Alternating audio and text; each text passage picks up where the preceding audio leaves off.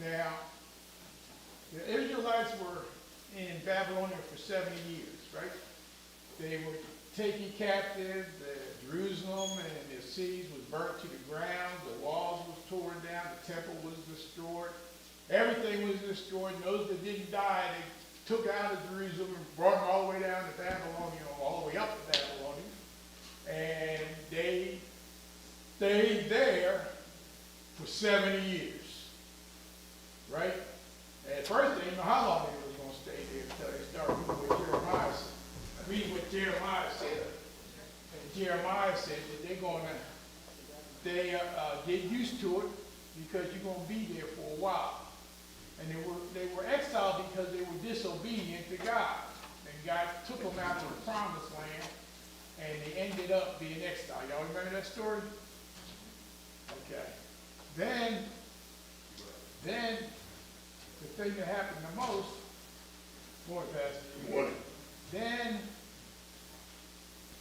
the Persian king allowed the Jews that wanted to go back to the promised land, back to their homeland. And so they go back to the homeland. On the first wave they went, and the main thing when they went back to the homeland was they wanted to rebuild the temple. Y'all remember that? Now, the thing is, they ended up rebuilding the temple. It wasn't as good as Solomon's temple, but the thing is, can you imagine when they were thrown out of their land, everything they knew was destroyed. Their houses, temple, the walls of protection, everything was destroyed. And when they go back to their land, ain't nothing there but ruins. At one time, they were a great nation. Now they were like nothing. They didn't have it. Even when they ended up building the temple, the people were happy they built the temple, but some of the old folks that remember the old temple were sad because it was nothing like Solomon's temple. I mean, in splendor, you know. So, one of the things Ezra did, he wrote Chronicles. And what the purpose of him writing Chronicles was for them to, he wrote really from Adam all the way up to the captivity. He wrote the story from Adam all the way up to the Babylon captivity. And what he was trying to write was encouragement to show the people that God is faithful. You know, it was them that were unfaithful, but it's God that's faithful. And he wanted to remind them how faithful God was.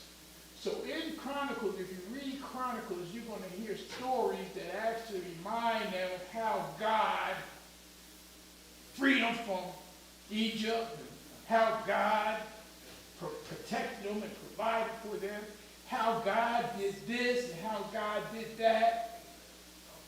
Because these people had came back to their homeland, but their homeland was nothing that the stories they had heard about their homeland was. It was nothing but destruction.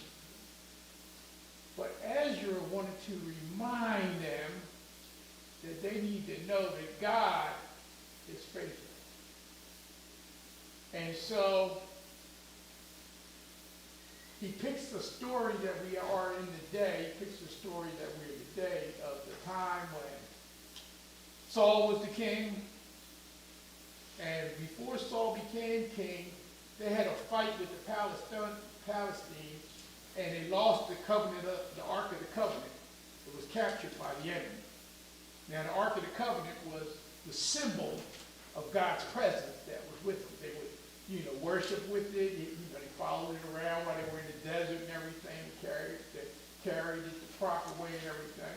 But there was a time when it was lost in battle. And so Israel did not have the Ark of the Covenant with them. It was actually the Palestinians had it. And they had the law as they had it, they would find themselves in so much turmoil and trouble because of having this ark. That after a while they decided to give it back. But meanwhile, while Saul was king, he never thought about it. Then David became king. And David, he united Israel, he won battles, he was making Jerusalem the capital and everything.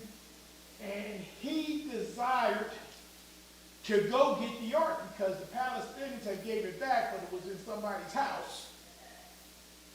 He decided to go get the Ark of the Covenant and bring it to Jerusalem. He had built his house. He even built a tent to put the Ark in. He prepared everything for it because his desire was to bring the presence of God back in the midst of the people. Good, that was great. Saul never thought about it, but David did. And so David, before our lesson, he goes back. He gets